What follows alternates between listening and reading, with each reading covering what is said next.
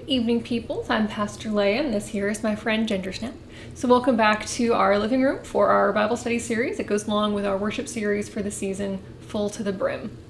So you might recall that last week I invited you to have figs on hand, since we are talking about figs this week. Probably not in the form of a fresh fig. I actually don't know when they're in season, but I assume that they're harder to find in Milan than they are in other parts of the world. So you might have grabbed some dried figs or some fig Newtons, which I conveniently offered to you on Sunday. Not even for this reason, it just seemed like it would go in with the theme of the week, which is figs. So anyway, figs is the conclusion here. Also, I'm still dealing with the fact that I learned this week that we domesticated fig trees before wheat, which seems like such an interesting priority of things to domesticate. Anyway, so these are figs. These here. These are fresh figs, which of course look quite different in form than the fig Newtons. So grab the figs that you have on hand in preparation for tonight, and I guess we can try some figs together. I've never actually had a dried fig outside of cookie. It's an interesting shape.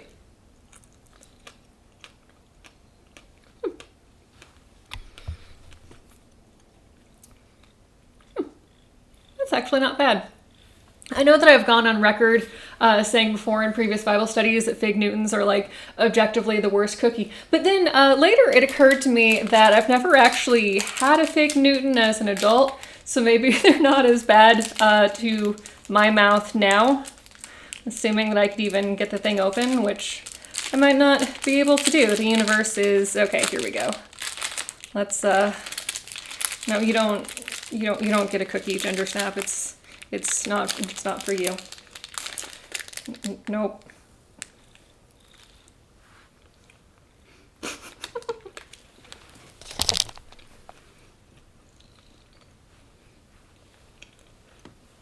Okay, I guess they're not actually all that bad.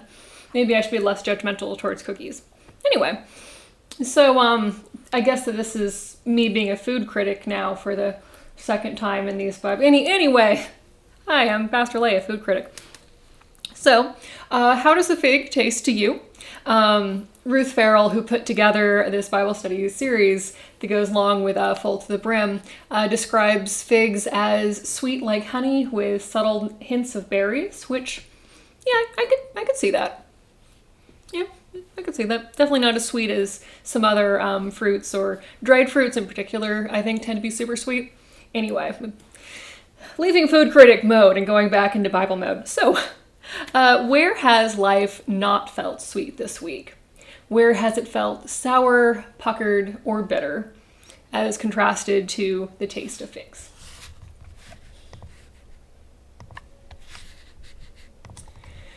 So our scripture text this week is, of course, the parable of the fig tree.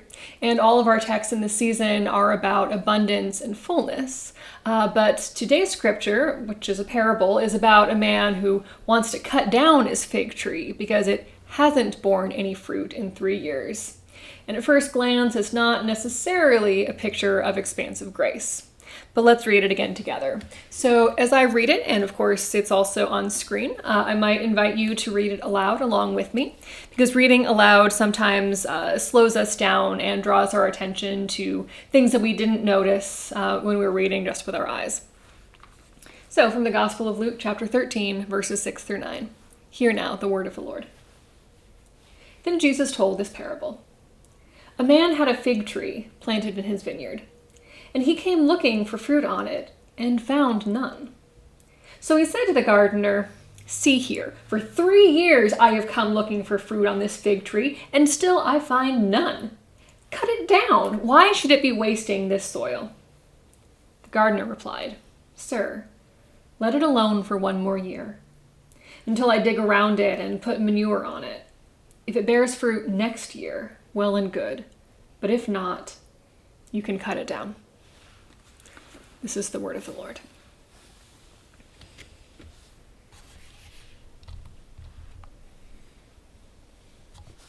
So I invite you to sit with this text for a moment, perhaps with the taste of figs still lingering in your mouth.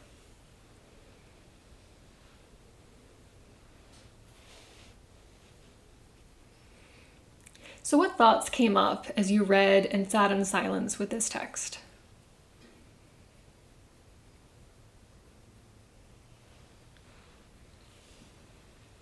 What questions do you have about the text?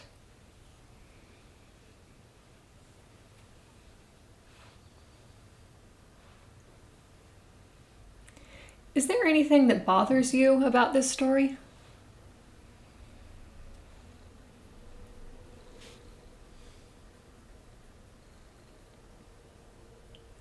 Are there any parts of this story that bring you hope?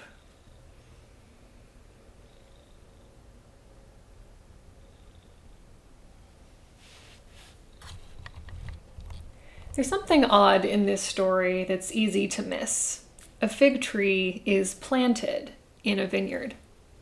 That's not normally where fig trees are planted. This detail can seem insignificant, but in the parables of Jesus, stories told to make a point, even the tiniest details matter. So why do you think the fig tree was planted in a vineyard in Jesus' story?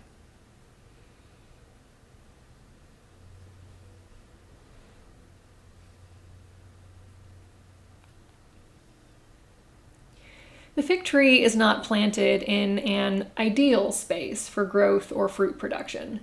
Yet the man is frustrated that it has not met his expectations after 3 years. Is the landowner wrong for being frustrated with his unproductive fig tree?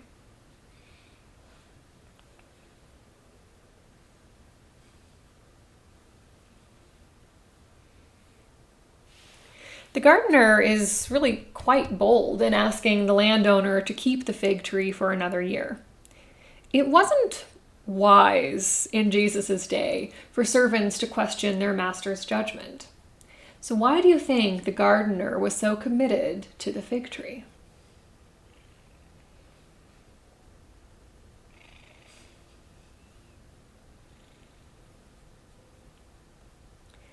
Jesus doesn't tell us the end of the story. We don't know if the gardener's attention and extra fertilizer worked. If this had happened in real life, what do you think would have happened? Write your own ending.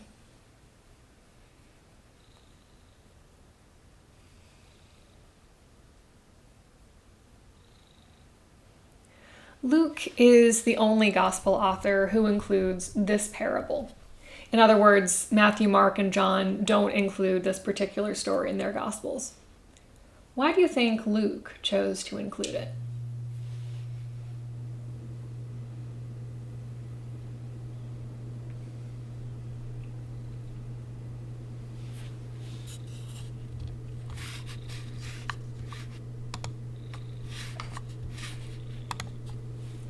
When have you acted like the landowner, eager to see the wasted resources rather than the potential of the fig tree?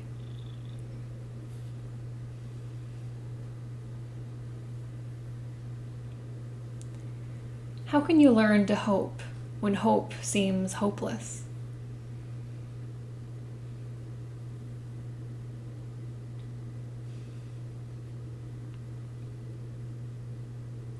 The Reverend Larissa Kwong Abazia writes, "Many of us experience the world as a fig tree in the midst of grapevines.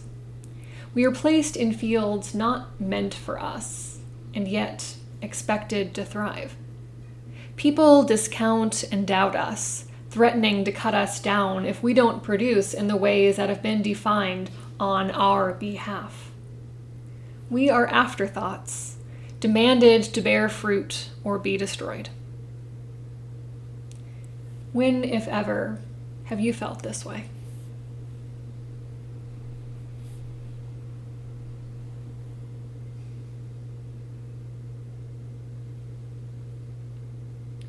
Sometimes when we feel pressure to be or act or produce in a certain way, and we struggle to do so, we begin to lose our sense of self. We start to wrestle with feeling unworthy. When do you most struggle to feel worthy?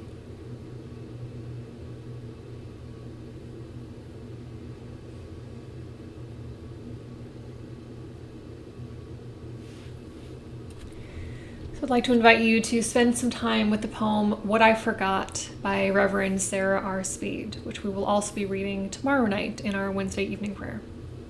She writes, "Sometimes I wish I was the fig tree. No fruit here, just soaking up the sun, growing roots, turning green, stretching out my branches until I can hug the horizon. Sometimes I wish I was the fig tree, because she doesn't produce, and she's not exhausted. And she probably gets 8 hours of sleep at night, and her branches, unlike my shoulders, are not heavy with work, pulled toward the ground, threatening to break. And her trunk, unlike my spine, is not fighting to stand tall while holding it all together.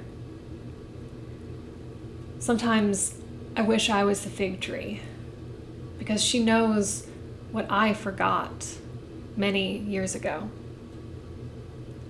You are still worthy, even if you don't produce."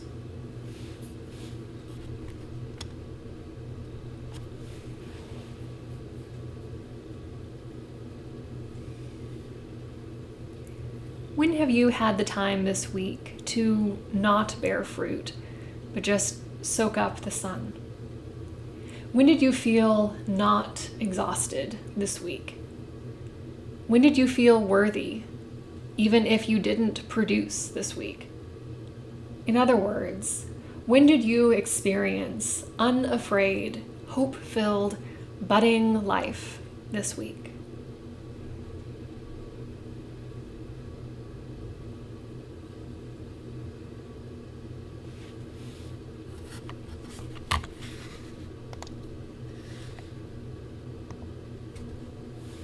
So next week, instead of figs, I might invite you to have a kaleidoscope on hand if you happen to have one handy, which will be a metaphor for the story we'll be reading next week. So until then, I of course invite you to join me for our Wednesday evening prayer tomorrow night, which is Wednesday at about 8 o'clock here on Facebook. On Thursdays, we have our weekly fellowship Zoom at 5. You can find the link on our website, peoplespresbyterian.org. If you click on the events calendar, there will be a link on the entry for that day. And of course, on Sunday mornings, we have our worship in person at 10, or the live stream starts at about 10:15. So until then, peoples, hey, come here. Good night, and may your mouth be filled with the sweetness of figs.